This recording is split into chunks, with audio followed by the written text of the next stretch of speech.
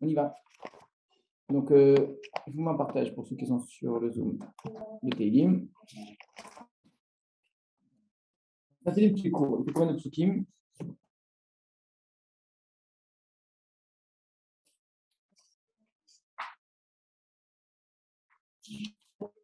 Non, ça c'est une autre question. Sauf que non, c'est pas ça. C'est que le premier pasuk ne fait pas partie du Teilim en vérité. La Mnatser et Mekoar Misbor, c'est justement, jusqu'à aujourd'hui, personne aujourd'hui n'est capable d'expliquer clairement les mots la Mnatser, d'accord, Mismor, tous ces mots-là, il y en a plein dans le Teilim. On sait que c'est des termes qui parlent de musique, qui parlent de poésie, qui sont des expressions de ce type-là, mais qu'est-ce qu'elles veulent vraiment dire? On ne sait pas. Donc les traductions que vous avez peut-être parfois, le Mnatser au chef des chœurs, c'est des hypothèses, c'est-à-dire ça ne s'appuie pas nécessairement sur des choses qui sont concrètes et sérieuses. Donc on ne sait pas. La vérité, même le mot mismor, qui est un des termes les plus courants, on ne sait pas ce qu'il est précisément. On sait quoi, on met quelle différence entre un mismor ou une teila. Teila les David. D'accord. Donc il existe un teilim qui commence par le mot teila. Nous qui lisons, on ne voit pas la différence entre une teila ou un mismor. Or, on voit bien que la plus grande partie des teilim sont introduits par quelques mots qui sont des indications. On appelle ça musical, il faut prendre au sens très large, ça peut être musical, poétique, c'est-à-dire de composition, ce qu'il fallait jouer, comment est-ce qu'il fallait chanter, voilà, on sait pas. Les Télim sont écrits pour être, pas pour être lus comme ça, chacun de notre côté,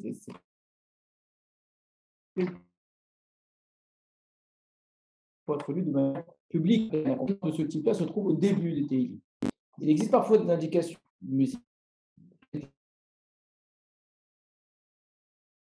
Par exemple,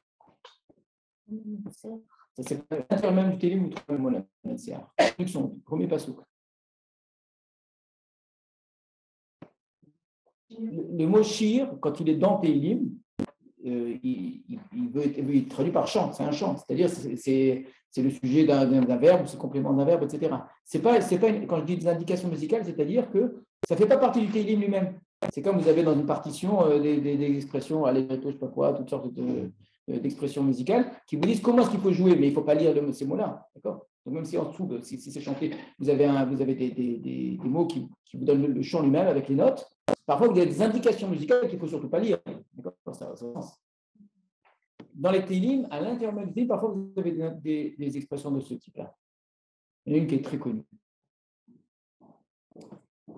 71 fois dans Télim. Alors, le problème, c'est que la plupart des gens la traduisent. Parce que ça leur fait bizarre de dire qu'on aurait des indications musicales, et donc ils imaginent que c'est un mot qui a du sens. Non, et ça fait partie du Télim, il faut le dire, ça fait partie, souvent c'est une réponse, les Lucas, ceux qui écoutent qui répondent. Donc ça fait partie du poème lui-même. Et Teila, ça fait partie. Teila, non, mais c'est au début. Alors, si le mot Teila, on trouvera à l'intérieur, oui. C'est-à-dire c'est un chant, ça fait partie. Au début, c'est par contre une indication musicale. Le mot Teila, le mot mismor.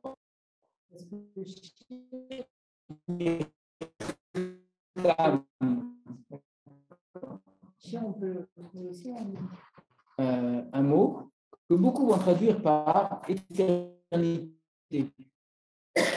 Alors qu'en fait, si vous vraiment vous prenez tous les endroits, ça n'a aucun sens. Vous ne pas traduire. Comment traduire? Et là, c'est là. Peut-être ça sonne. Et là, c'est là. Je connais pas. En tout cas, la vérité, c'est qu'on n'en sait rien. C'est qu'on ne sait pas du tout ce que veut dire le mot c'est là. On suppose que le mot c'est là veut dire pause. Donc, on ne va pas faire ce soir une introduction à ces Télim, en particulier à la poétique de Télim. La poésie, la base de la poésie, avant les rimes, avant tout ce que vous voulez, etc.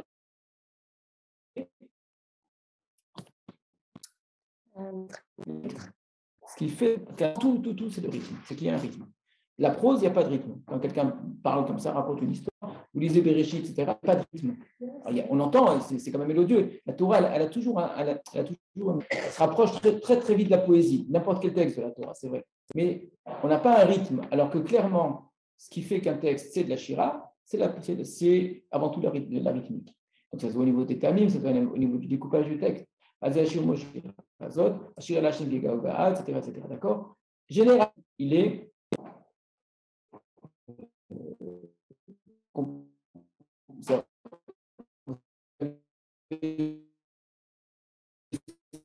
sur un vers, on va utiliser un langage poétique, on a deux hémistiches, deux parties. Ça, c'est le cas le plus simple, vous avez généralement trois axes. Les syllabes, c'est pas du tout de la poésie biblique, c'est très, très, très tardif. Dans le Tanakh, on compte généralement les mots ou les groupes de mots. En réalité, on compte les termines. Ce qu'on appelle les accents. Donc, généralement, vous avez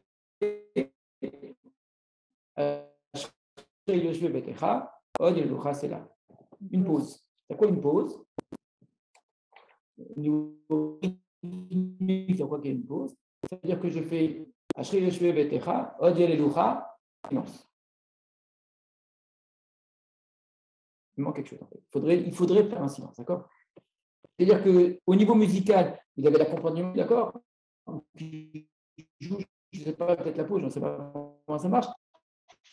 Mais le silence fait partie de la musique. On a bien compris. C'est la note blanche. Pour respecter la c'est pas pour respecter, inclure le silence dans la musique, d'accord? Le silence fait partie de la musique, d'accord?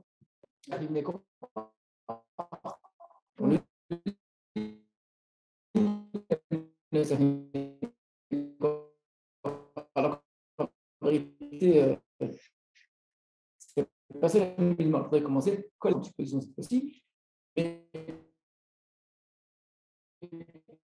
ça reste pour nous, le texte, c'est ce qu'on a. Donc, c'est là, vous le verrez jamais au début. On trouve qu'à l'intérieur des Télim. Il y a un mot qu'on trouve au début de Télim qui est un type de Télim, comme vous avez la Lamnatsea, comme vous avez Mizmor, comme vous avez Shir, d'accord? Alors, vous avez Lamnatsea, Mizmor, Shir, d'accord?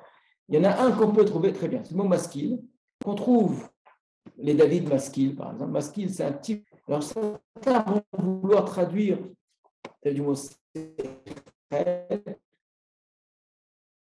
un télim de type réflexif, c'est-à-dire quelque chose qui me fait réfléchir. Pourquoi pas? Pourquoi c'est lié à ça? Juste sur le fait que c'est un terme qui ne fait pas partie du texte, la poésie, qui est une indication. On trouve ce mot masculine une fois dans les télim à l'intérieur des télim, chez nous. D'accord? Donc, regardez, une seule fois, vous le trouvez. Certains vont traduire, on est au Pasukret, qui met la masculine. Une seule fois? D'accord? À l'intérieur. Dans tout. J'ai la traduction devant moi car donc il met la colère. Tout ont sorti le mot solennel. C'est le mot qui vont traduire. Ariel, D'accord. il faut que tu coupes de ton côté. Excusez-moi, on entend très très mal. Ah, on entend très mal, je ne sais pas pourquoi.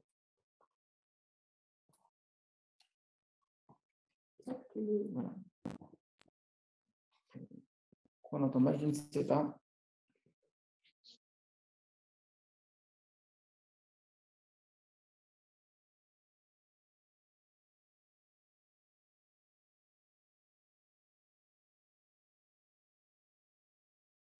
Je pense qu'il faudrait peut-être se déconnecter et se reconnecter.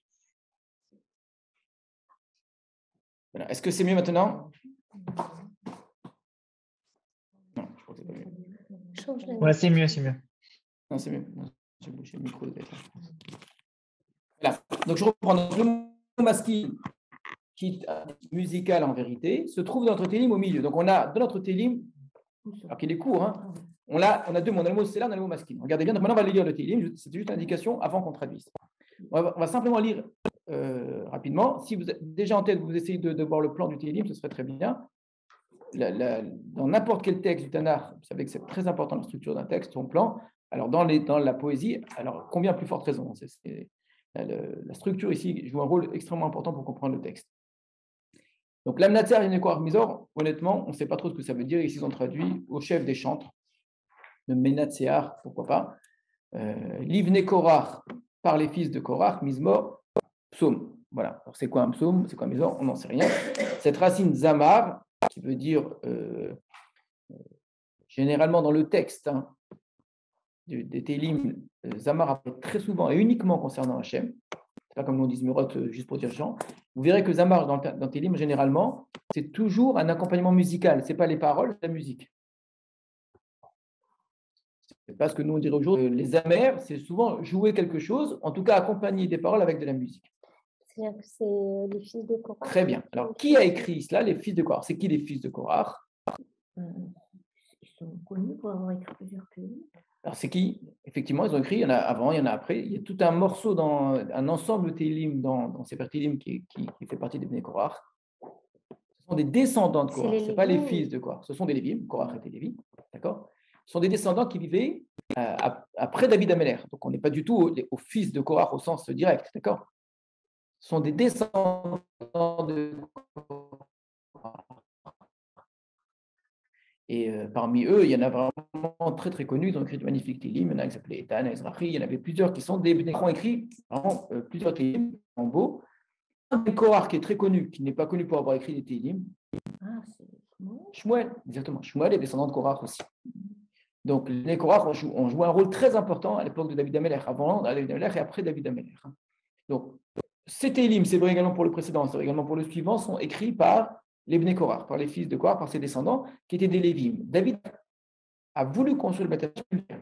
Par contre, c'est lui qui a institué, c'est lui qui a fait ça pour la première fois, des fonctions comme ça pour les Lévim, avec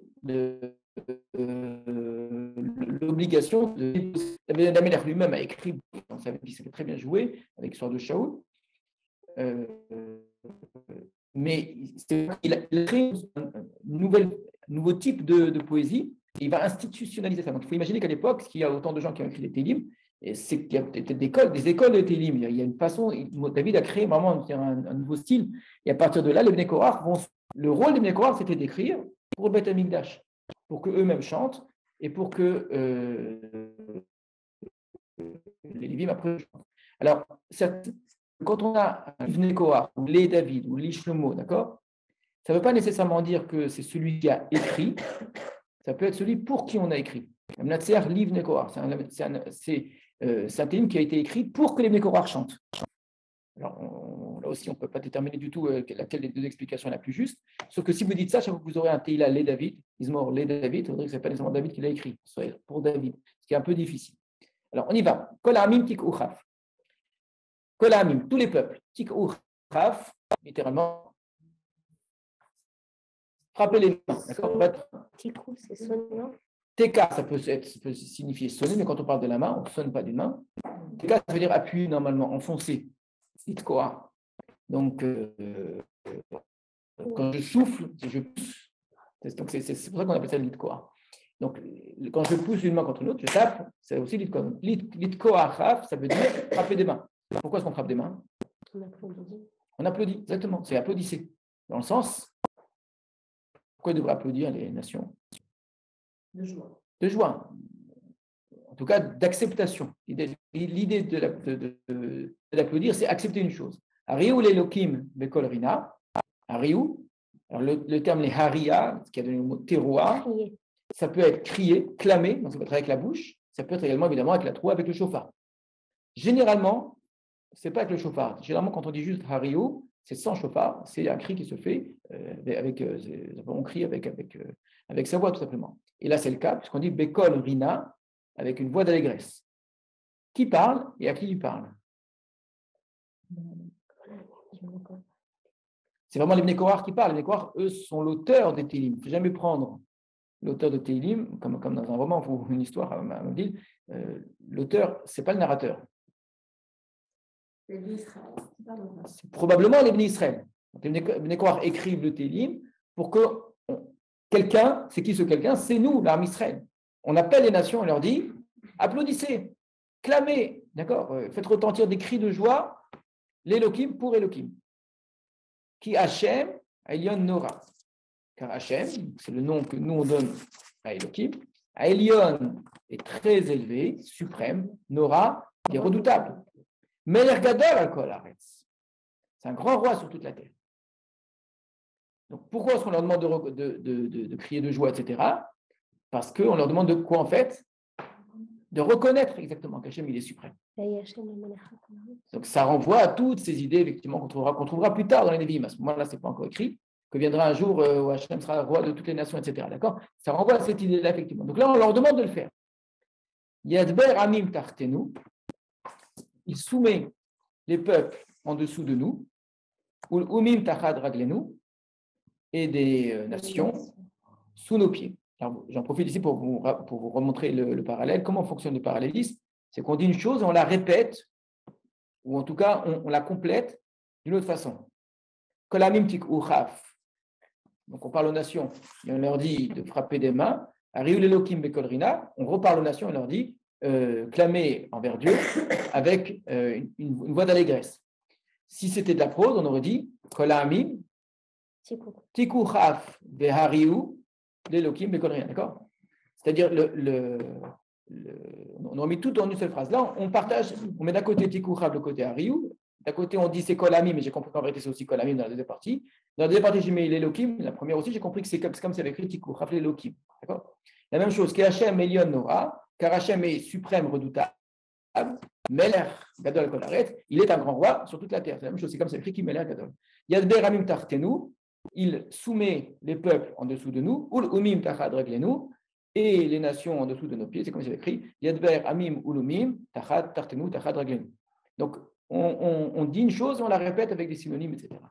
Il a choisi pour nous notre nachala, traduit par héritage, mais il faut bien comprendre, nachala, c'est toujours une terre, notre terre en héritage, et Geon Yaakov, ce qui est l'orgueil de Yaakov, Asher Ahev qu'il aime, c'est là. D'accord? On va traduire par pause, silence. Mais toujours, même là dans les traductions, ils traduisent Clairement, je le dis sans hésitation. D'accord? C'est joli, ça peut avoir du sens mystique, etc. Léon Yaakov, Éternellement, d'accord. Oui, ça marche. Il n'abandonnera jamais. Mais c'est là, c'est comme si le cela ne faisait pas partie du texte, d'accord? Dans cette traduction, ils ne le traduisent pas. Celle que voilà. Moi, c'est celle que j'ai. Ala Elohim bitwa. Donc jusqu'à présent, qui parle à qui parle? C'est le peuple d'Israël qui parle aux nations. Et on voit bien que c'est continu. Ça ne s'arrête pas. Donc, Tikuchaf, Ariul Elohim, car Hachem est très grand, d'accord? Il soumet les nations, etc. On va expliquer qu'est-ce que ça vient faire, mais c'est toujours les mêmes personnes qui parlent. Ala Elohim bitroa Hachem bekol shofar. Elohim est monté par la teroa, Hachem par la voix du shofar. Qui parle?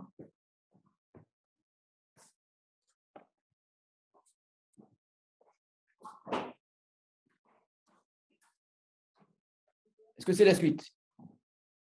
Donc, Hachem est très grand. Il a soumis les nations. Il a choisi sa terre. Il est monté avec une teroa.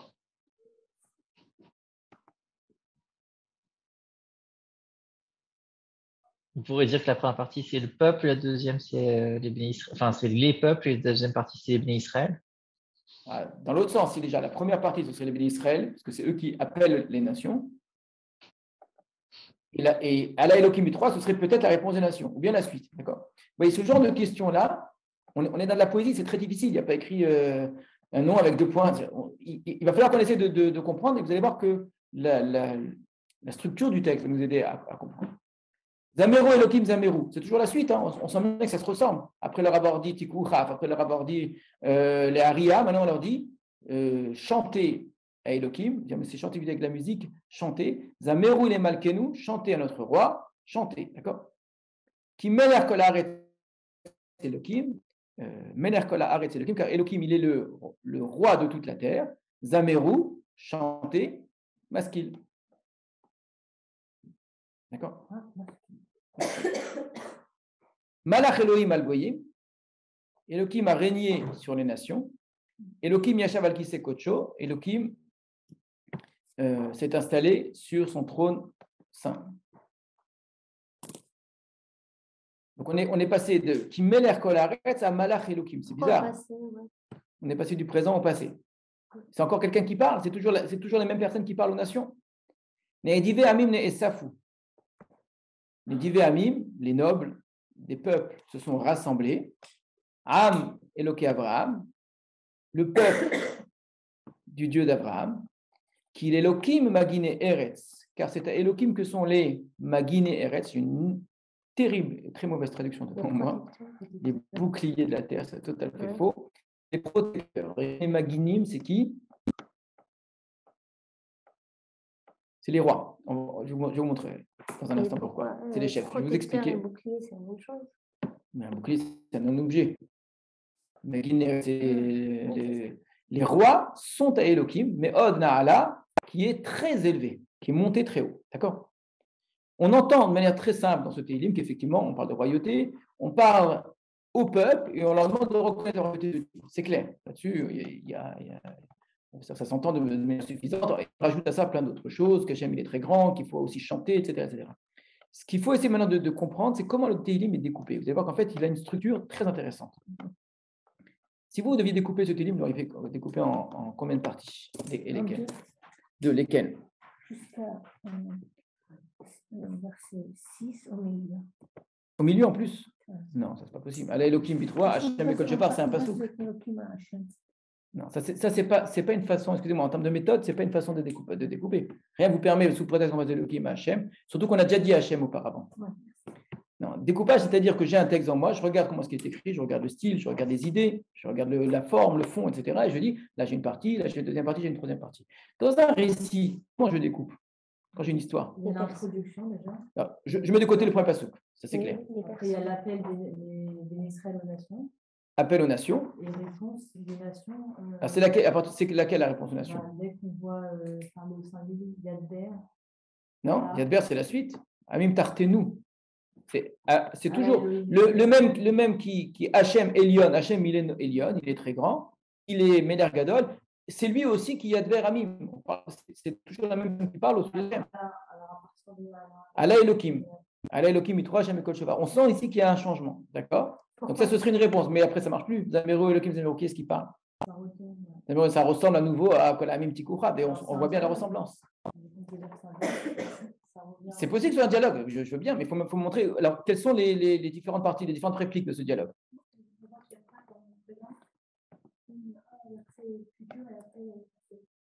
Alors, alors, faire très attention, c'est un futur qui exprime ici un temps présent continu. Il y a Ber Amim Tartenu, c'est pas un jour il fera. C'est une façon de dire Hachem toujours, il soumet les nations. Il fera à nous, pas qu'il choisira, il a choisi déjà. Il a gagné Yaakov. Alors, je reprends en termes de méthode. Quand j'ai une histoire, comment je découpe les différentes parties de l'histoire? Voilà, je regarde, est-ce qu'il y a changement de personnage, changement de lieu, changement, etc. C'est la trame du récit, les événements. D'accord? Je vois bien que je suis passé d'un événement à un autre. Quand je suis dans un poème, je peux utiliser parfois ça. Si le poème parle d'idées, je vois que clairement, j'ai un groupe de versets qui traite une idée, un autre groupe de versets qui traite une autre idée, ça marche. Donc, c'est un petit peu la même méthode que dans un récit, c'est-à-dire, je regarde les idées. Mais ce qui est beaucoup plus important, c'est aussi vrai ce que je vais vous dire, même dans une prose. Hein. Même dans une prose, il y a autre chose en vérité que simplement le fond. Mais dans la poésie, alors là, c'est sûr que c'est beaucoup plus fort, c'est la forme. C'est-à-dire ce qui est beaucoup plus important dans un poème, il y a des éléments stylistiques qui permettent de découper le texte. Et un des éléments qui est souvent utilisé, pas toujours, hein, c'est les répétitions. Les refrains, par exemple. Dans Tehillim, il y a souvent des Tehillim avec des refrains. Vous avez des refrains. Le refrain vient ici découper le texte en plusieurs morceaux. Est-ce qu'on a des refrains chez nous? Clairement, non. Vous n'avez pas exactement les mêmes mots. Mais on a un schéma qui se répète exactement sur la même forme. C'est les acclamations. Donc, on entend les acclamations, ça fait partie d'un schéma. Mais vous allez voir que les acclamations, c'est juste un élément du schéma.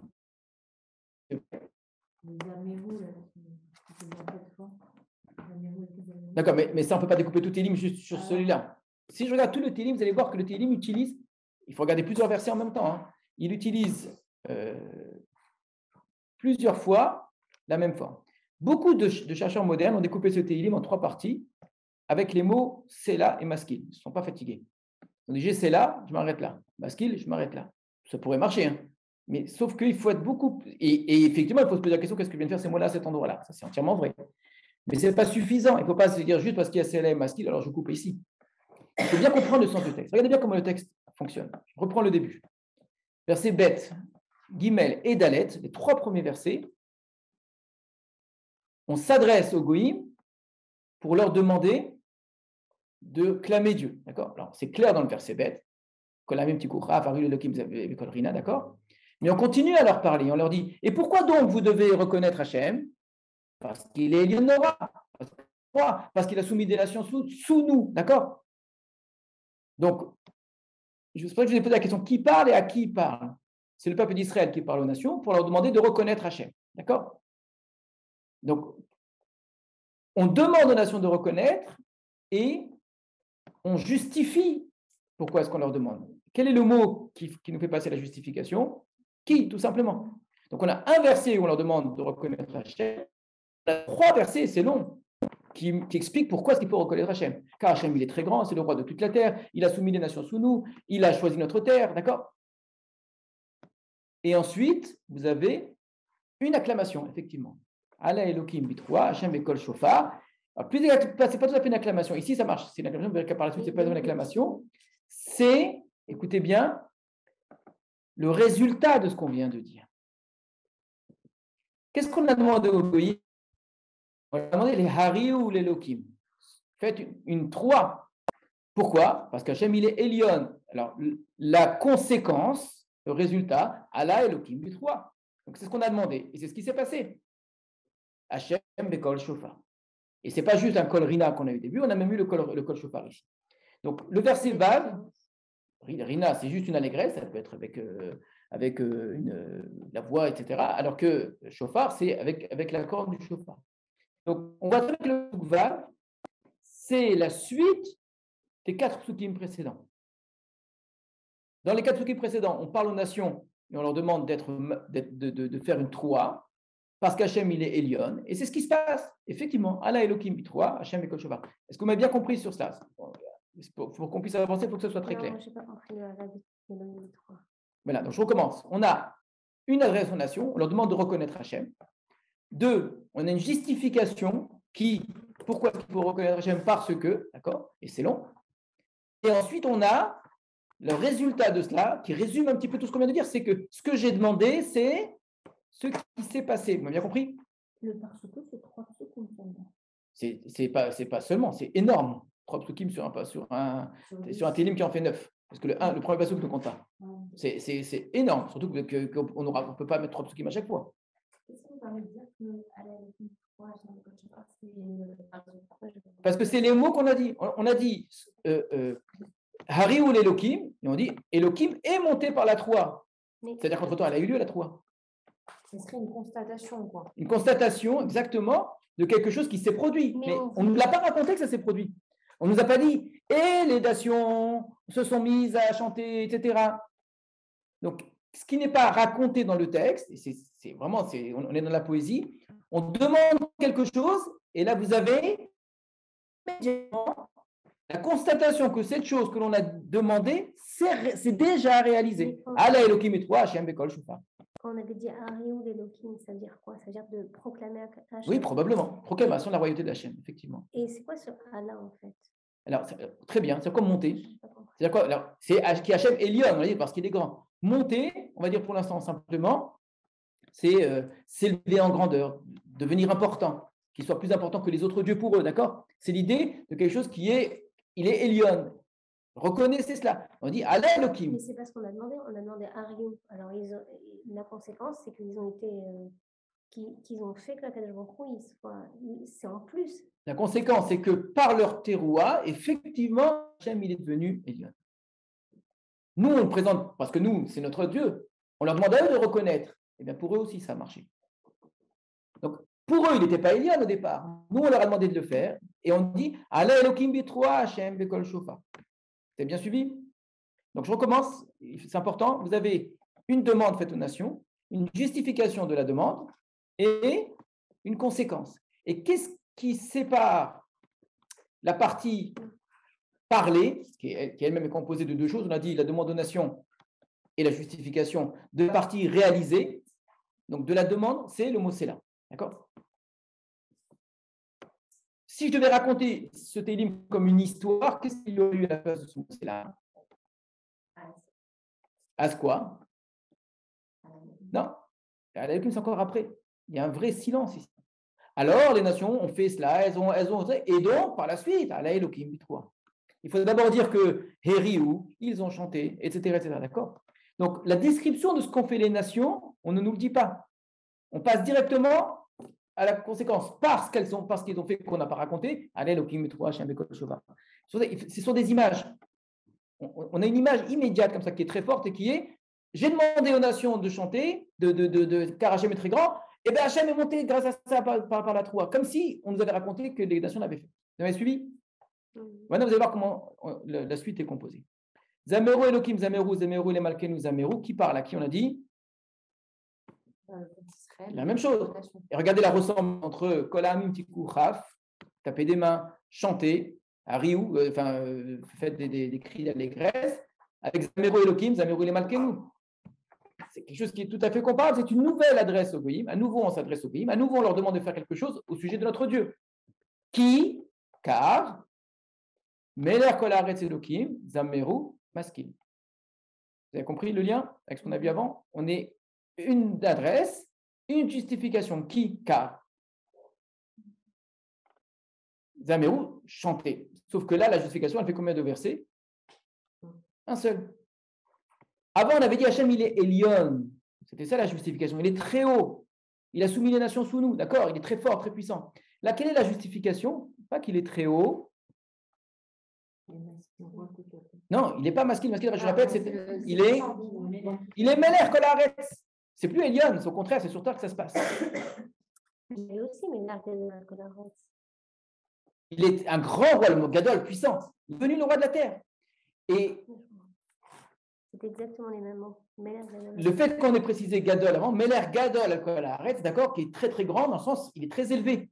D'ailleurs, c'est fait qui Hachem Elion, c'est un roi qui est très grand. Là maintenant, quand on dit qu'Hachem il est Meler Kol Haaretz, c'est la différence entre celui d'avant et celui d'après, c'est que nous avant on disait qu'il était Meler Kol Haaretz, Al Kol Haaretz, au-dessus d'ailleurs, c'est précis, c'est intéressant. Al Kol Haaretz, le Al il a été enlevé. Hein. Il est Meler Kol Haaretz. C'est quoi la différence entre Meler Al Kol Haaretz et Meler Kol Haaretz? C'est que dans un cas, c'est nous qui affirmons qu'il est roi, mais les gens ne l'acceptent pas. Mais quand on dit qu'il est Meler Kol Haaretz, c'est-à-dire que la terre le reconnaît comme son roi. D'où je sais que la terre l'a reconnu comme roi. Qu'est-ce qui s'est passé entre-temps? Les Elohim.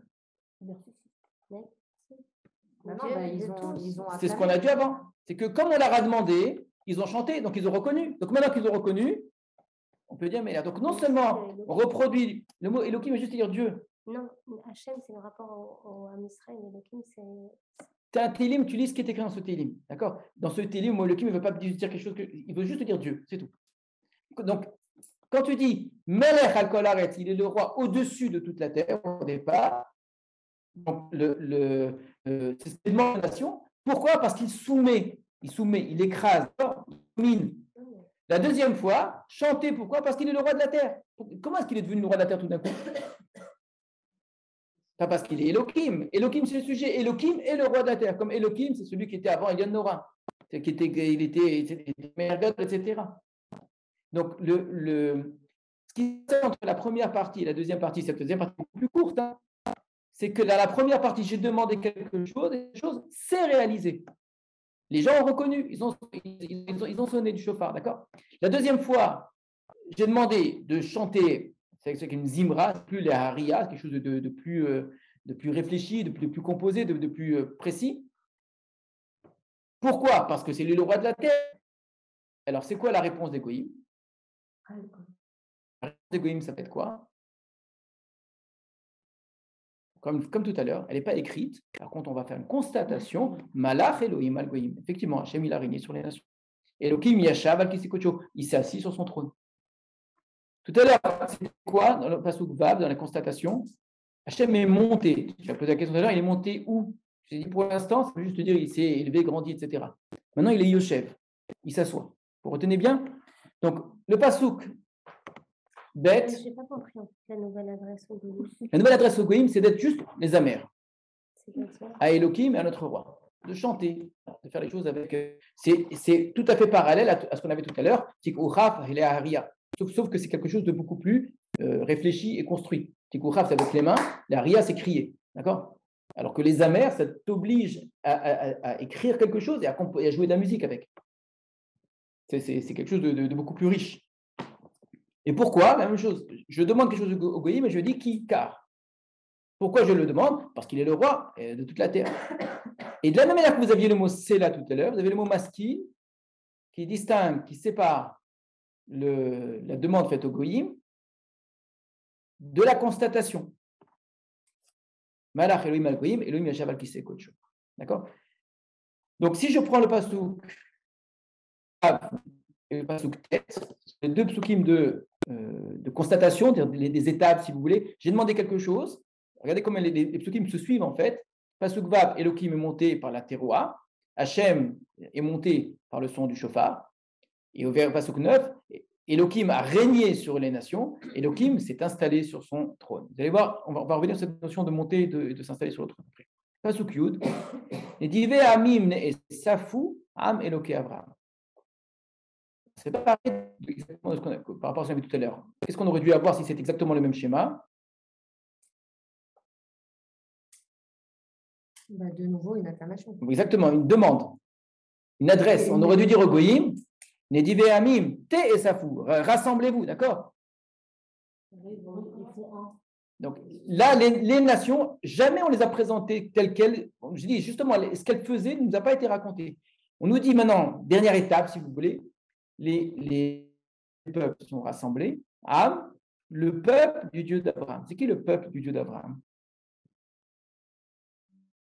C'est Israël généralement, d'accord. Sauf que ce serait la seule et unique fois dans tout le Tanakh que le peuple d'Israël serait appelé Am Eloké Abraham. C'est l'opinion de beaucoup de Mefarshim. Beaucoup de Mefarshim, mais vraiment le peuple d'Abraham. Mais il faut le savoir, si c'est le cas, pourquoi pas, hein, ce serait la seule et unique fois qu'on nous appelle, nous, peuple du Dieu d'Abraham. Non, c'est Béné Israël. Béné Israël, Elohé Yaakov, le Dieu de Jacob, ça oui. Ou le Dieu d'Israël. On est rattaché à Israël, pas à Abraham généralement. Dans la Mida, c'est la relation. Et dans la Mida, on dit le Abraham, le Yitzhak, le Yaakov. Hachem, mais on ne nous dit pas de nous que nous sommes, notre nom, notre titre, c'est pas le peuple du Dieu d'Abraham. On ne se présente jamais comme ça. On est par contre le peuple du Dieu de Yaakov, ça oui. Alors, pourquoi pas? Ce serait possible. Alors, c'est qui les nés? Donc, on aurait d'un côté Nedivé Amim, les chefs des peuples qui se rassemblent. Si c'est Am Elohé Abraham, c'est l'opinion du Radak, hein, ce que vous dites, le peuple du Dieu d'Abraham, le peuple d'Israël, il manque quelque chose en vérité entre les deux. C'est quoi? Je reprends le pasuk Yud. Nedivé Amim ne Esafou, que les plus nobles des peuples, parmi les peuples, se rassemblent. Autour. Il manque le mot Haïm. Im, Am, Eloké Abraham. Il manque ce mot-là. Il n'est pas là. Avec ou autour? Alors, ou un autre mot, autour, avec, ce que vous voulez. D'accord? Il manque un mot qui signifierait qu'effectivement, on a d'un côté les Nedivé Amim, qui sont rassemblés, et de l'autre côté, le peuple du Dieu d'Abraham, le peuple d'Israël, qui sont associés. D'accord? Le fait qu'il n'y ait pas de mot entre les deux, ça irait plutôt dans le sens que quoi? Virgule, exactement. Les notables parmi les peuples, rassemblez-vous, vous qui êtes, Ameloké Abraham, les peuples du Dieu d'Abraham. À qui on parle? Au Goïm. Et on dit qu'ils sont le peuple du Dieu d'Abraham. Au début, ces gens, ils étaient qui? Ils étaient Tartenu, Tachad Raglenu, d'accord? Nachalatenu, c'est notre terre qu'Hachem nous a donnée, d'accord? Et on terminerait tout d'un coup en disant que les divins, ceux, les notables, évidemment, ce n'est peut-être pas tous, voilà. Qui l'Elokim Magin et Eretz? Parce que c'est à Elokim que sont les Magin et Eretz. Le mot Magin, je vais vous expliquer tout de suite d'où est-ce qu'on sait que ça veut dire les rois, les protecteurs, les chefs, c'est les protecteurs. Et Nala qui est, on retrouve encore une fois la notion de Nala. Comment est-ce qu'on fait quand on a un mot, surtout dans la poésie mais en général, dont on n'est pas sûr de la traduction? Mais lui-même, qu'est-ce qu'on a fait? D'accord. Il cherche ailleurs. On cherche ailleurs si ce mot existe dans un autre contexte, d'accord? La poésie sert énormément à cela. Je le dis souvent, retenez-le bien. La poésie permet de créer un lexique de synonymes. C'est extraordinaire. Puisque la poésie fonctionne par parallèle, je dis une chose et je la répète. Et je la répète avec d'autres mots. Donc, très souvent, quand on est poésie, donc tout est Télim, mais c'est vrai pour Télim, c'est vrai pour Kohelet, c'est vrai pour Michelet, c'est vrai pour Iob, c'est vrai pour énormément d'autres textes, ou même dans la Torah, il y a des morceaux de poésie. Eh bien, on peut très bien voir le mot shachak. Qu'est-ce qu'il y a le mot shachak? D'où vous savez? Parce que dans un parallélisme, vous avez à côté le mot shamaïm. D'accord? Donc, et c'est vrai pour plein d'autres exemples comme ça. C'est que puisque vous avez un parallélisme, le parallélisme va me servir de dire, parce que tu me dis là, veut dire ça, un mot que je connais à côté. D'accord? Ici j'ai le mot am, donc ça ne marche pas. C'est qui les nédivé? Je n'ai pas le correspondant. Par contre, j'ai des psukim comme ça. Je vais vous citer.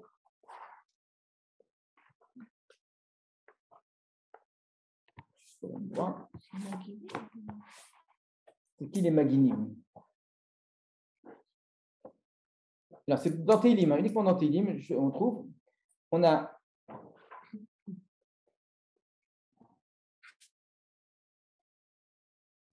donc Télim Pédalet, le Pasukio écrit Pasukio.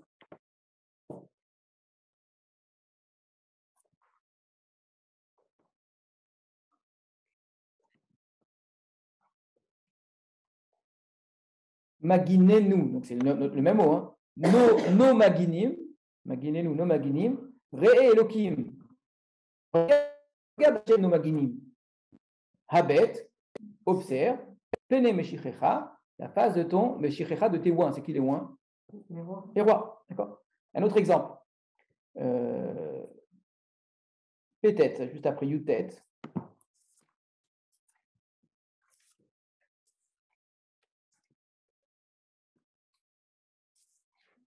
Pétet, donc le Perek Pétet, Pasuk. Peut-être exactement.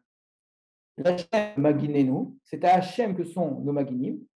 Mais l'Ikdosh Israël et au sein d'Israël, c'est qui le sein d'Israël? Hachem, la même chose. Malkenu, notre roi. Vous voyez que qui était Hachem, c'est Kedosh Israël. Ce qui est Maginu, c'est Malkenu. Donc Malkenu, Meshichenu, etc. Donc, comment est-ce qu'on a appelé les rois ici? On les a appelés Maginim. On les a appelés un petit peu plus faibles, peut-être les Nédivim. Et pourquoi? Pourquoi on n'a pas dit Meler? Parce que c'est le Meler. Parce que, exactement. Le mot Meler ici n'est appliqué que à le seul Meler, c'est Hachem. Donc, on ne va pas utiliser le mot Meler pour les goïms parce que ça casserait la valeur qu'on donne. Toute l'idée de ce Télim, c'est de dire c'est Meler. Maintenant, le mot racine Magen, réfléchissez bien. Pas dans le sens protecteur, bouclier. Abraham. Très bien. Magen. Où est-ce qu'on trouve pas Hachem, pas Nochim Magen Lach, pas Nochim Magen Lach, je suis ton protecteur. D'accord. Mais c'est pas loin. Ce qu'on retrouve chez Abraham. Vous allez voir qu'il y a beaucoup d'autres éléments de notre Télim qu'on trouve exactement dans le même texte. Et très souvent, les Télim sont écrits avec des liens avec d'autres textes, soit d'autres Télim. Il y a énormément de Télim qui se font écho. Alors là, ça, c'est énormément. Celui-ci, par exemple, il est lié comme ça par des liens avec un très grand nombre de Télim, ceux qui sont juste autour, etc. Mais très souvent avec des textes du Tanakh. Comment est-ce qu'on fait des liens?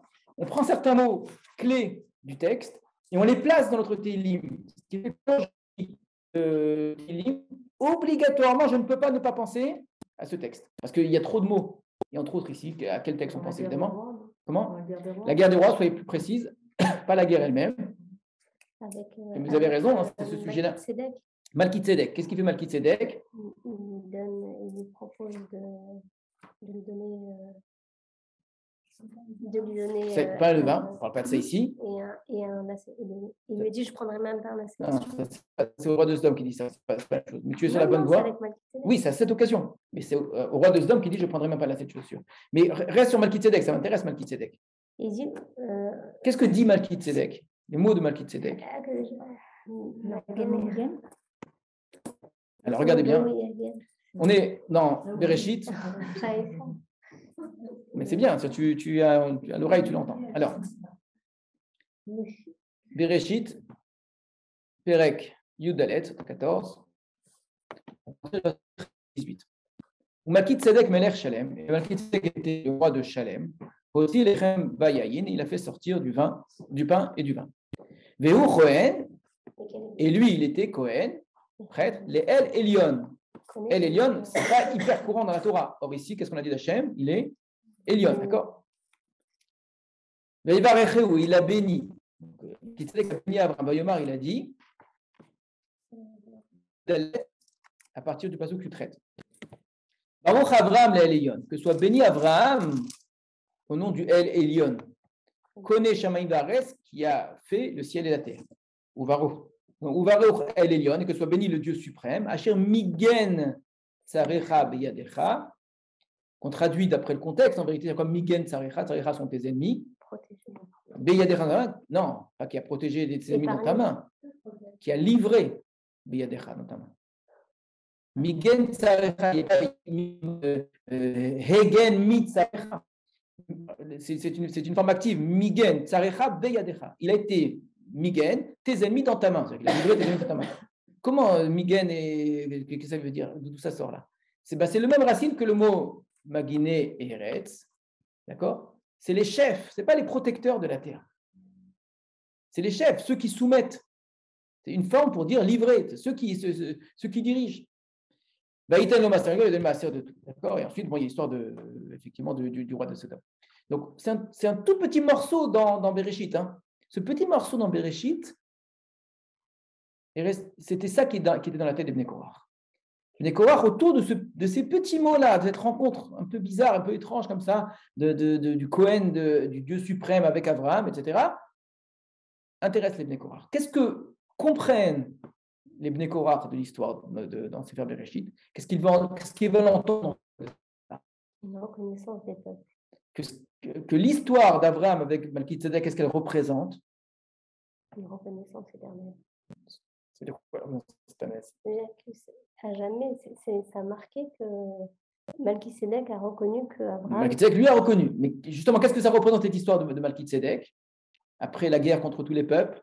Et regardez ce qu'on a vu ici, que Yadber Amim Tartenu, il a soumis les nations sous nos pieds. C'est l'histoire d'Abraham qui vient de gagner les rois. Il les a écrasés, ces rois-là. Umim Tachad Raglenu. Hachem a choisi notre terre. Où est-ce qu'Hachem a choisi la terre? À quel moment? Ici, il fait la promesse. Dans l'histoire d'Abraham. D'accord. Donc, vous voyez que ce Tehillim, je ne dis pas qu'il parle de l'histoire d'Abraham. Je n'ai pas dit ça. Parce qu'on a dit qu'il parle du Ham Israël. Mais il utilise les éléments de l'histoire d'Abraham. Ce n'est pas la même chose. Le choix de la terre, le qu'Hachem il est suprême, les mots Elion qui revient sans arrêt. Et qu'est-ce qui intéresse, je reviens à ma question, les Bnei Korach, dans cette histoire d'Abraham, de Melchitzedek, etc. On peut arriver à la reconnaissance de quelqu'un avec l'idée reconnaissance. Très bien, c'est que Melchitzedek représente quoi en fait? Melchitzedek, après toute cette guerre des 4 rois contre les 5 rois, représente en vérité, pas celui, il représente toutes les nations. Il est précurseur. Non seulement il reconnaît, mais il lui donne une bracha. Oui, alors mais ça on ne voit pas chez nous. C'est pour ça que si on avait chez nous en plus, et vous allez bénir, etc., oui, mais on n'a pas cette notion de bracha des goïm envers le peuple d'Israël. D'accord?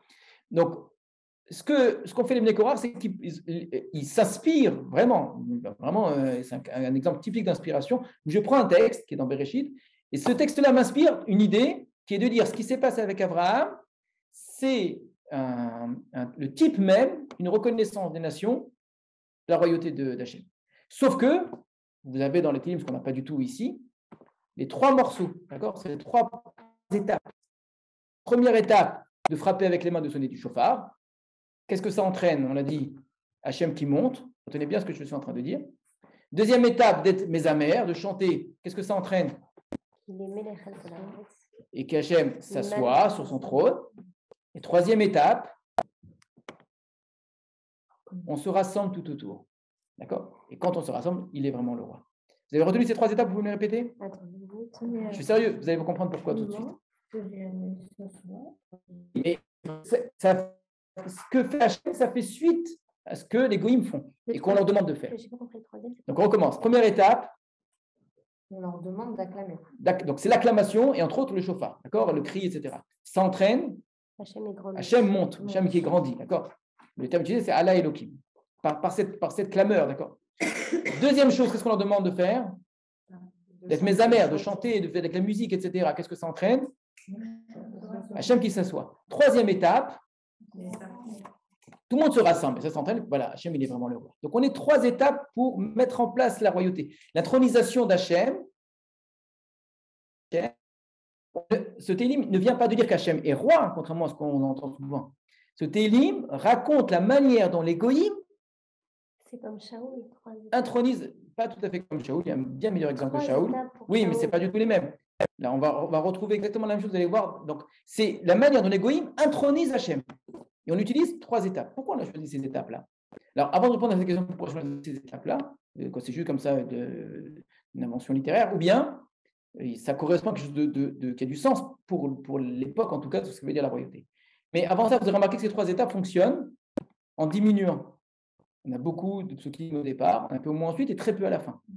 Cette forme-là, elle est très courante dans le Tanakh, dans un sens ou dans l'autre. On connaît un exemple qui est très connu dans l'autre sens. On a un petit peu, un peu plus et beaucoup plus. Eliezer. Non. C'est-à-dire que vous reprenez le même schéma. Il s'agit de reprendre. Si on ne reprend pas le même schéma, c'est pas la même chose. C'est-à-dire on reprend le même schéma, sauf qu'à chaque étape, je rajoute un peu. Donc c'est l'inverse. Là, j'ai un schéma. J'ai repris le même schéma où je demande aux gens de faire quelque chose, d'accord? Parce que quelque chose, et il y a la chose en question, d'accord? Ce schéma-là, il s'est reproduit 3 fois. Sauf que chaque fois le qui à la fin qui dit donc car Hachem est ceci, puis la chose se produit. On a l'exemple qui est très connu, mais qu'avec des mots, c'est le Birkat Kohanim. Le Birkat Kohanim, c'est construit de manière très précise au nombre de mots. Yevarechecha Hachem v'ishmerecha. Qu'Hachem te bénisse et qu'il te garde. Issa Hachem panav elecha. Issa Hachem panav elecha. Non, je cite un morceau. Yair. Je vous écoute. Yair Hachem panav elecha. Echoneka.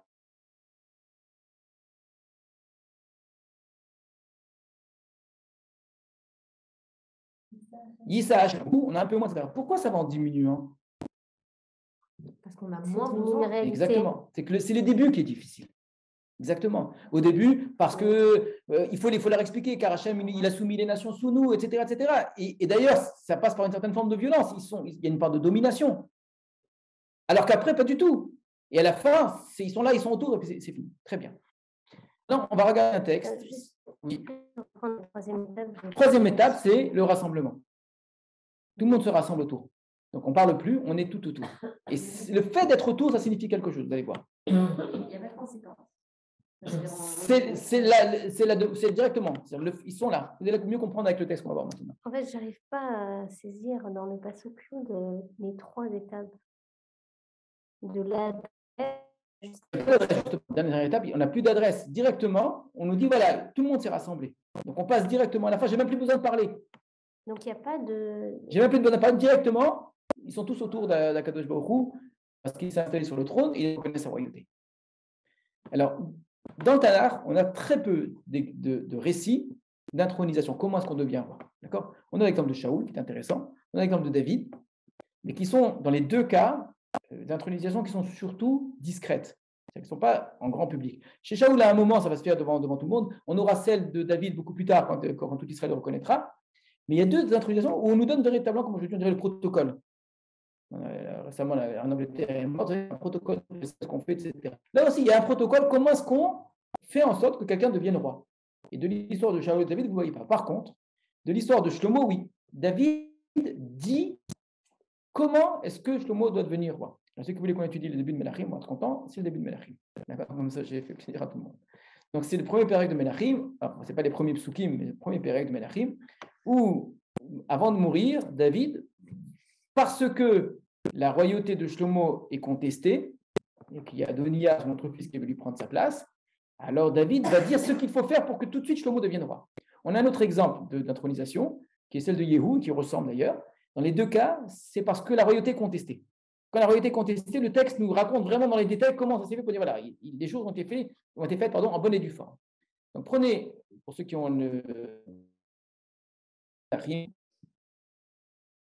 les autres, écoutez attentivement.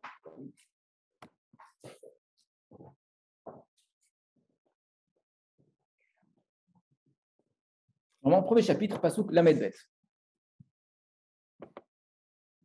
Le problème du début de Melachim, c'est le fait qu'Adoniya, le fils de David, c'est déjà considéré comme roi, il a déjà dit qu'il était le roi, etc. etc. Et Bathsheba, elle vient, elle dit à David, tu ne peux pas laisser faire une chose pareille, il t'avait dit que ce serait Shlomo. Donc David va effectivement respecter ce qu'il avait dit, il va demander à ce que Shlomo devienne roi. Regardez ce qu'il raconte. Verset 32, là c'est David, c'est l'histoire de David. le roi David a dit, Kir'uli le Tzadok HaKohen ou Nathan HaNavi. Appelez-moi Tzadok le prêtre et Nathan le prophète. Belivnayahu ben Yehoyada, ainsi que Benayahu ben Yehoyada, c'est un des conseillers très proches.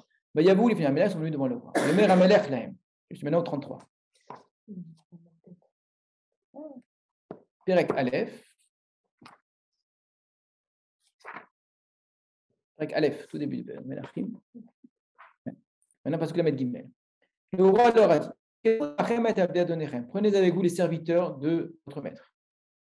Donc ne faites pas ça seul, en cachette, etc. Il faut qu'il y ait les serviteurs. Pourquoi? Les serviteurs de votre maître. C'est-à-dire, quel est le but en vérité? Pourquoi est-ce qu'ils doivent être là, les serviteurs? Les serviteurs vont mieux traduire les sujets de votre maître. Parce que le but, c'est que ces serviteurs le reconnaissent comme roi. Donc il faut qu'il soit là. Dans notre histoire à nous, dans Télim, c'est qui ces serviteurs du maître? C'est les peuples depuis le départ. Donc ici, il y a les serviteurs qui sont les gens devant qui les choses doivent être faites. Pierre Kaftem et Shlomo Béni, vous ferez chevaucher Shlomo, mon fils, à la Pirda à Shirli, sur la Pirda, c'est une sorte d'ânesse, qui m'appartient, Veoratem Oto El Gichon, et vous allez faire descendre vers le Gichon, c'est une source d'eau qui se trouve en bas d'Yerushalayim. Donc, premier acte qui va montrer que Shlomo devient roi, c'est faire chevaucher le cheval, si vous voulez, la monture du roi. Le dessert, vous comprendrez que le fait de demander une chose pareille de la part de Haman, c'est très lourd de sens. C'est prendre la place du roi. Donc, ça, c'est la première chose. Deuxième chose, donc première chose, c'est la pirda. Deuxième chose, vous allez le faire descendre au Gichon. Et ensuite, Shachoto Sham Tzadok HaKohen, Natan HaNavi, le Melech al Israël. Et là-bas, Tzadok le prophète, va le oindre, ainsi que Natan HaNavi, en tant que roi sur Israël. Utkatem bashofar, vous allez sonner du shofar, et vous direz Yechia Melech Shlomo, que le roi Shlomo règne. Donc, un, c'est la pirda, de prendre la monture du roi. Deux, c'est l'onction, c'est ça le plus important. Donc, on descend au Gichon pour ça, pour être loin là-bas. Et cette onction, elle amène ensuite une tekiya, une sonnerie de shofar. Ba'alitem acharav, vous montrez derrière lui, où va, il viendra, ve'yashav al-kis'i, viendra sur mon trône, et où il me leur tartaille, et c'est lui qui régnera à ma place. Ve'oto tiliot nagid, et c'est lui que j'ai ordonné pour être un chef à l'Israël, sur Israël, à Yehuda, sur Yehuda. D'accord? Donc on recommence la pirda, donc la monture, l'onction, la meshicha, le shofar, et ensuite il faut monter derrière lui et il s'installe. D'accord? Donc on remonte du Gichon, on monte pour aller s'installer sur le trône. Gichon, c'est une source d'eau qui se trouve en bas de Yerushalayim. Benayahu ben Yehoyada est Amen. Donc Benayahu ben Yehoyada a répondu Amen. D'accord, c'est je vais le faire, Kanyom Arachem, etc., etc. Et il va faire ce qu'il lui a demandé. Regardez, on va raconter ce qu'il va faire exactement. Je descends un peu plus bas. Parce que la maîtresse va yeret Tzadok HaKohen Natan HaNavi Benayahu ben Yehoyada va yakriti va peliti va yarkivu et Shlomo. Donc première étape, ils l'accomplissent. Ils ont fait chevaucher Shlomo sur la monture du roi David. Va yelichu auto à la Gichon, il l'a emmené jusqu'au Gichon. On nous répète vraiment mot pour mot. Va yikar Tzadok HaKohen Keren Hashemen et Tzadok a pris la corne d'huile. Mina Oel depuis la tente, va yimshach et Shlomo, il a ouin Shlomo. Va yitkeu ba shofar, ils ont sur les shofar. Et tout le peuple a dit Yechia Melech Shlomo, ce que David a demandé, d'accord? Va yalou kolam, tu peux les monter à Harab, ce que David a demandé. Vea mechalelim bachalilim, et pendant qu'ils montaient, qu'est-ce que faisaient les gens? Ils jouaient de la flûte. Usmechim simchag, ils se réjouissaient. Ça, David n'a pas demandé. Parce que je ne peux pas imposer les choses. Mais cette montée, quand il dit les gens monteront, ce n'est pas juste pour monter, c'est-à-dire ils doivent l'accompagner. Et donc cet accompagnement, il se fait de la meilleure façon qui soit. Les gens se mettent à jouer et à se réjouir. Batibaka haaretz bekolam, la terre s'est fondue littéralement, elle a été ébranlée par la voix. Alors, petite parenthèse, Yehoyada, il entend ce qui se passe, il est très très embêté par cela, d'accord? Mais ce n'est pas terminé. Parce qu'on a dit, qu'est-ce qu'il reste à faire maintenant, une fois qu'ils montent, il faut qu'ils s'installent sur le trône. C'est un peu plus bas. Pourquoi Yehoyada est embêté? Adonia est embêté. Excusez-moi, Adonia, je me suis trompé. Adonia, parce qu'il apprend ce qui s'est passé, et en apprenant ce qui s'est passé, il a compris que sa royauté va être. D'accord. Donc, on reprend en 45, on nous raconte ce qui s'est passé. Donc, il a au moins, c'est ça ce qu'il entend. Donc, on réentend ce qui s'est passé parce qu'on nous le répète à Adonia. Vegam Yashav Shlomo al Kisei HaMelucha, et Shlomo s'est installé sur le trône de royauté. Et on termine. Vegam Baou Abdei Melech. Et en plus, donc on a retrouvé tout ce que David a demandé.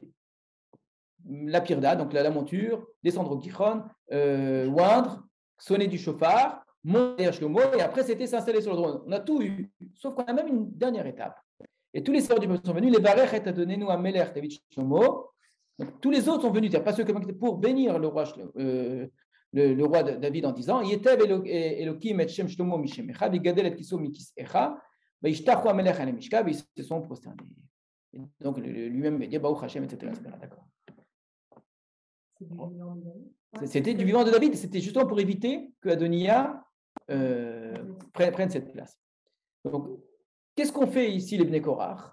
Ils ont repris je ne sais pas comment on appelle ça, ce tekes, en français, cette cérémonie d'intronisation.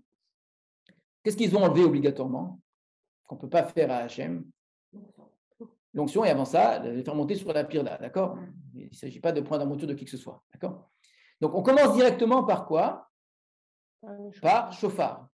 C'est ce qu'on avait au début, sonner du chauffard. Si chauffard, après vous avez Ala Elokim, c'est ce qui s'est passé. Il faut monter. Après qu'on est monté, on a proclamé.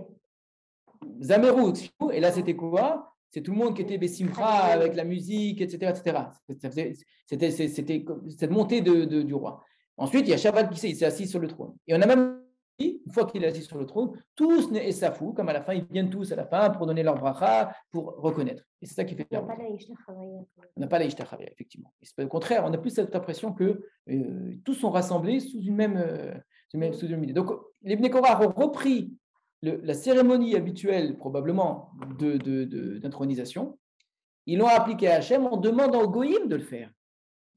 En disant, vous les Goïm, vous devez le faire. Et on nous dit comment? Étape après étape, comme chez nous. On leur a dit de faire, ils l'ont fait. On leur a dit de faire, ils l'ont fait. Et puis finalement, Hachem, il est le roi des Goïm. Qu'est-ce qu'il y a de très fort là-dedans?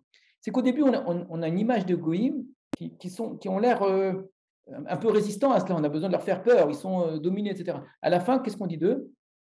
Ils sont maguinés. D'abord, ils sont maguinés, c'est joli, mais mieux que ça. Ils sont mieux que ça. Améloé Abraham. Ils sont le peuple du Dieu d'Abraham. Donc, ils sont comme nous. Donc, on fait partie après tout du même peuple, quoi. Donc, on se retrouve tous sous la même bannière avec le même Dieu, etc. Donc, en parlant en Goïm de cette façon-là, on finit par les inclure dans ce que nous sommes. On se retrouve tous à Éloqué Abraham. Alors, nous, on est Éloqué Abraham, Yitzhak et Jacob. Eux ne le sont pas, mais Abraham, oui. Donc, quel est le sens en vérité de ce Télim? Ce n'est pas juste de dire qu'Hachem est roi. Nous reconnaissons la royauté d'Hachem. Ce n'est pas du tout ça en vérité. Ce n'est pas de dire que nous reconnaissons la royauté d'Hachem. C'est qu'on se rassemble tous pour le reconnaître. C'est même pas nous rassemblons. Nous, ici, quand j'ai lu les Télim, pour eux, ça y est, c'est sûr, ça y est, c'est déjà fait. Ils n'ont rien besoin de faire. C'est une demande au Goïm de participer à l'histoire, de reconnaître la royauté d'Hachem et de devenir ainsi le Dieu d'Abraham. C'est ça le but de ce Télim. C'est un Télim qui s'adresse au Goïm. Alors évidemment, c'est un Télim qui est chanté chez les Béni Israël. Ce n'est pas un Télim qu'on allait chanter au Goïm. Ça veut dire que c'est au Béni Israël en vérité qu'on parle. Vraiment, vraiment à qui on parle, c'est au Béni Israël. Mais c'est pour dire au Béni Israël, une de vos missions, c'est cela. Donc maintenant, on va avoir une... C'est-à-dire quoi que les Goïm doivent proclamer Hachem, c'est ça notre mission? On n'a pas arrêté de le dire. Pas juste proclamer, reconnaître. Et à la fin, ils vont tellement bien reconnaître qu'ils seront le peuple du Dieu d'Abraham. Et ça se fait par étapes. Et ils vont faire étape après étape. Ils vont dire chaque chose, oui, Elohim, il s'élève. Et Hachem, il est sur le qui sait, d'accord? On n'a pas besoin de regarder le nom Elohim, combien de fois il apparaît. C'est vraiment dommage, là, il est tard, on va s'arrêter. Mais le passage de Elohim, Hachem est très important aussi. Mais l'idée, c'est que c'est un Télim qui ne parle pas du tout de la royauté d'Hachem à l'intérieur de Béni Israël. C'est un Télim qui parle la royauté d'Hachem, mais les Goïm, c'est une chose, mais que les Béni Israël doivent demander. On aurait pu faire aussi un Télim, que les Goïm, il y a des Télim comme ça d'ailleurs qui le disent, que les Goïm aussi ont une connaissance d'Hachem. On parle d'eux. Non, ce n'est pas ça. Nous demandons aux Goïm, nous leur imposons quasiment, d'accepter cette royauté, de la reconnaître et d'installer Hachem sur son trône. Installer Hachem sur son trône, ça va loin. Ça veut dire qu'en vérité, tant que les Goïm ne l'ont pas fait, il n'est pas vraiment sur son trône. C'est-à-dire que pourtant, c'est déjà notre roi. Il nous a déjà donné notre terre, oui. mais il n'est pas encore le roi de toute la terre. Il n'est pas encore Yoshev al-Kol. Mais c'est ça, dans la tefila, Vayashem et Melech. Exactement, ce que tu disais au départ. Viendra un jour Hachem Isra Melech. Comment est-ce qu'Hachem Isra Melech? Si tout le monde le reconnaît. Oui, mais comment tout le monde va finir par le Parce reconnaître? qu'on est d'accord. Parce que l'âme Israël, c'est ça son rôle. C'est ça notre rôle. Donc, regardez ce que ça veut dire. Alors, pourquoi est-ce que nous, on sonne du chauffard? Ce n'est pas nous qui devrions sonner du chauffard d'après ce texte. C'est eux qui devraient sonner le chauffard. Alors maintenant, vous comprenez pourquoi est-ce qu'on viendra un jour où on sonnera un chauffard gadol. C'est quoi? Ça veut dire quoi quand viendra un jour où on va sonner un chauffard gadol? Quand j'étais petit, c'était un chauffard gadol pour que la sirène, pour nous dire hey, il faut venir. C'est pas ça du tout, le chauffard gadol. C'est pas la sirène que nous entendons pour nous dire c'est l'heure d'aller en Eretz Israël. Il veut dire quoi ce chauffard gadol? Chauffard gadol. Il signifie quoi ce chauffard gadol qui va retentir un jour? C'est le moment où on va faire retentir la royauté d'Hachem. C'est Hachem qui est roi. C'est la royauté d'Hachem qui est reconnue. C'est ça le chauffard gadol. Mais aujourd'hui, ça veut dire quoi? Alors aujourd'hui, ça veut dire quoi? Évidemment, c'est la question qu'il faut poser. On parle à nous-mêmes. Évidemment que c'est à nous qu'on parle. Évidemment, avant tout, ça nous parle. Pour nous obliger à comprendre qu'on a un rôle essentiel par rapport au Goïm et par rapport à Hachem. Et ça, c'est à Rosh Hashanah Davka. C'est vrai toute l'année. Mais c'est à Rosh Hashanah. Dans Rosh Hashanah, nous, on insiste sur notre aspect. Et c'est très bien, il ne faut rien enlever de tout ça. Je vous demande de rajouter. On n'enlève rien de la façon dont on vit notre Rosh Hashanah. Rosh Hashanah, c'est pour nous, Hachem nous juge. Or, on ne cesse de le répéter dans tout Rosh Hashanah. Regardez les tfilotes, elles sont très claires là-dessus. C'est le moment dans l'année, les tfilotes dans l'année, qui ne cesse de répéter et de dire que Hachem, il est le roi de toute la terre. Il juge toutes les créatures. Ce n'est pas du tout quelque chose qui est particulier ou spécifique en Israël. Mais pas du tout. Il a créé l'humain. Et rappelle-toi de Noir, des choses comme ça. C'est une fête, c'est un moment où ce qui est au centre, c'est le rapport d'Hachem à l'humanité, pas d'Hachem à Israël. Ça veut dire qu'Israël n'a pas sa place. Israël a une place extraordinaire là-dedans. Je ne suis pas en train d'écarter Israël, ou je ne suis pas en train de dire, et dans l'humanité, il y a Israël, pas du tout. Le vrai sujet de Rosh Hashanah, c'est le rapport d'Hachem à l'humanité. Et le rôle d'Israël là-dedans est essentiel, et il est unique. Parce que c'est lui qui fait le lien. C'est parce qu'il y a le Ham Israël qui appelle les Goïm à cela qu'effectivement c'est possible. Et c'est ça notre rôle. Donc Rosh Hashanah, c'est pour nous. C'est pour nous Rosh Hashanah évidemment. Pour nous rappeler, regarde, tu vas sortir du Beth Knesset, tu vas de Strasbourg, d'accord? Regarde la tête des gens. Regarde les bons Strasbourgeois, les Alsaciens, etc. Regarde un petit peu. Tu verras des femmes voilées, des machins, etc. Tu dis cela. Moi, j'étais au Beth Knesset, j'ai dit Hachem, il est Meler, j'ai sonné le chauffard, etc. Je sors et je vois ça et je dis, mais maintenant, c'est quoi mon boulot? Surtout quand on est dans la rue. C'est de leur dire,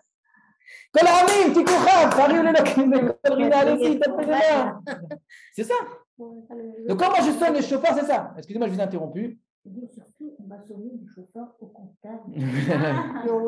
Ça veut pas dire que ça ne marche pas nécessairement comme ça. Je ne suis pas en train de dire la mitzvah, c'est une mitzvah pour l'âme Israël. Je ne suis pas en train de dire que nous, on est chauffeur. Oui, mais ce n'est pas du tout ça. Il ne faut pas faire des raccourcis. La fonction, elle nous est rappelée à Rosh Hashanah. L'action, elle est durant toute l'année, tout le temps. C'est comme à Pessah. À Pessah, on s'appelle la liberté. Il n'y a pas qu'à Pessah qu'on est libre, d'accord? À Shavuot, on réfléchit à Shavuot de la Torah, il n'y a pas qu'à Shavuot qu'on a la Torah. Donc, cette fonction nous est rappelée à Rosh Hashanah. Notre mission sur terre, une de nos missions sur terre, c'est d'amener les Goïm à Malchut Hashem. Ici, quand on parle des Nédivim ou qu'on parle des rois, ça veut dire si même les rois sont là, à plus forte raison les autres qui sont. Non.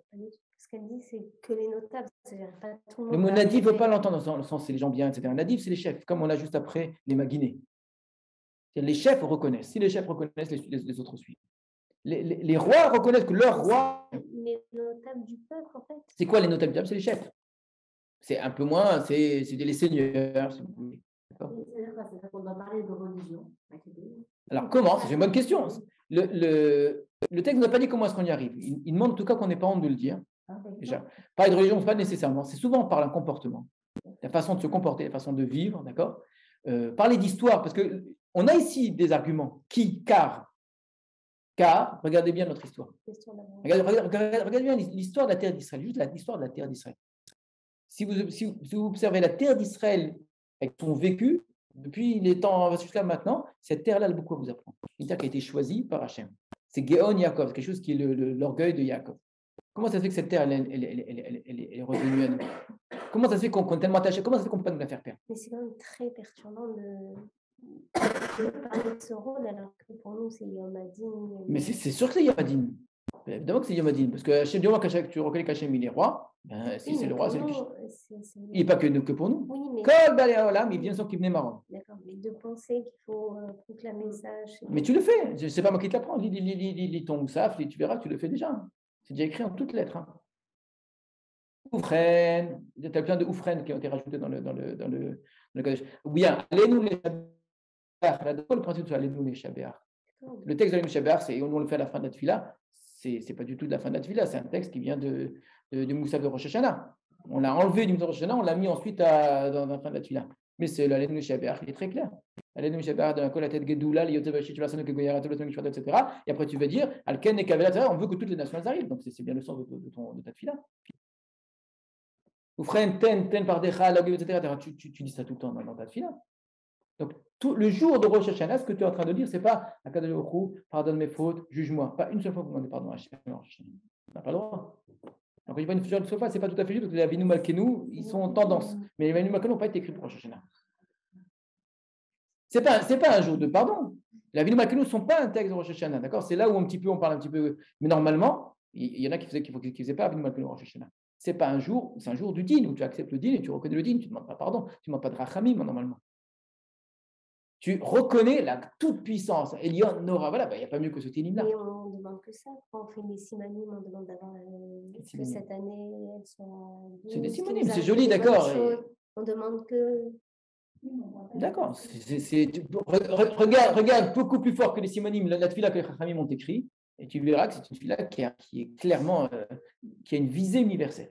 Tu vois que c'est une tefila universelle, c'est pas la même chose. Le but de la tefila Rosh Hashanah, pour nous, en Israël, c'est de comprendre qu'on a un rôle à jouer parmi les goyim. Hachem nous a choisi pour ça. Et que si on ne le fait pas, Hachem n'est pas Yoshev al-Kesek. Donc, quand on va sonner le chauffard après avoir lu ce télim, normalement, c'est un chauffard qui retentit dans l'humanité tout entière, que toutes les nations entendent ce chauffard. Alors nous, on imagine le chauffard qui ébranle nos cœurs, c'est très bien. On imagine le chauffard du matin de Torah, c'est très bien. On imagine le chauffard de Yericho, tout ça, c'est très, très, très bien, d'accord? Il faudra entendre un chauffard. Imaginez-vous, vraiment vous mettez en condition, on fait la bracha et on sonne le chauffard et vous essayez à ce moment-là d'imaginer, de vous projeter dans un temps, on a dit un futur qui est un présent, etc., et que vous dites, ce chauffard que j'entends, l'humanité toute entière est en train de l'entendre, et est en train de dire, Hachem c'est le roi. Dans le monde entier, les Japonais jusqu'aux Australiens, etc., tout le monde dit Hachem est l'air. Ce serait magnifique ça. Oui, c'est au présent, mais ça t'achète. C'est ça notre rôle. On sonne le chauffard pour ça. Quand Akadosh Baruch Hu, dans la Torah, il me dit ce jour-là, c'est Zichron Teruah, vous devez sonner du chauffard. Pourquoi il doit sonner du chauffard? Il n'est pas écrit pour vous réveiller à la Teshuvah du tout. Il est écrit, vous sonnez du chauffard pas pour que seulement vous reconnaissiez qu'Hachem est roi. Normalement, j'espère que vous l'avez déjà fait. D'accord. Chaque fois que vous faites une bracha, vous dites Kenu Melech Haolam. Donc vous le dites déjà. Parce que votre rôle à vous sur terre, c'est ça. Et je sonne du chauffard comme un chauffard d'annonce, de proclamation. Comment j'entends mal, excusez-moi? Voilà, c'est exactement, c'est ça. Mais ce Az, maintenant, c'est à nous de le faire. Voilà, on va s'arrêter là. Je vous souhaite à toutes et à tous un Shana Tova, vraiment, avec beaucoup de brachot, beaucoup de réussite, un beau limud Torah. Comment? Je ne sais pas par quoi ça passe. Moi, je ne suis pas de ceux qui pensent nécessairement que ça passe par les discussions avec les goyim, même si j'en fais beaucoup. Mais c'est-à-dire, chacun sa façon d'être, etc. Quelqu'un qui dit ça, qui dit donc obligatoirement, je vais aller passer mon temps à aller dans les rues, etc., et faire comme les témoins, etc. C'est pas nécessairement. Ça passe, moi je pense, en étant ce qu'on est. Si on est ce qu'on est, c'est mon avis personnel. Si l'âme Israël vit sur sa terre de la meilleure façon, et crée une société qui est entièrement juste, tous les goyim vont arriver à Akadosh Baruch Hu. Ça dépend que de nous. Est-ce que le découpage du Télim, c'est comme ça qu'il a été fait à l'origine? Alors, Bezrat Hashem, je ne voulais pas qu'on traite de ce sujet, c'est vraiment le genre de sujet que j'aime bien, qui insupporte tout le monde. On va traiter de cela la prochaine fois, Bezrat Hashem. Et là, je suis désolé, ce sera très rébarbatif. On va réserver un cours. Parce que la dernière fois, c'était vraiment sur ça. Voilà, mais je ne vais pas commencer par ça. D'accord. Je ne vais pas commencer ça, ça serait dommage. Le prochain, c'est pourquoi il y a 5 Sfarim. Dans la Torah, je comprends, il y a 5 Sfarim, pourquoi il y a 5 Sfarim, parce que des Télim, mais au moins un grand Télim. Comment est-ce qu'ils sont organisés, les Télim? C'est très difficile. extrêmement difficile, mais il y a certaines choses qu'on peut dire. Est-ce qu'il serait possible d'être rajouté sur le groupe WhatsApp? Avec plaisir.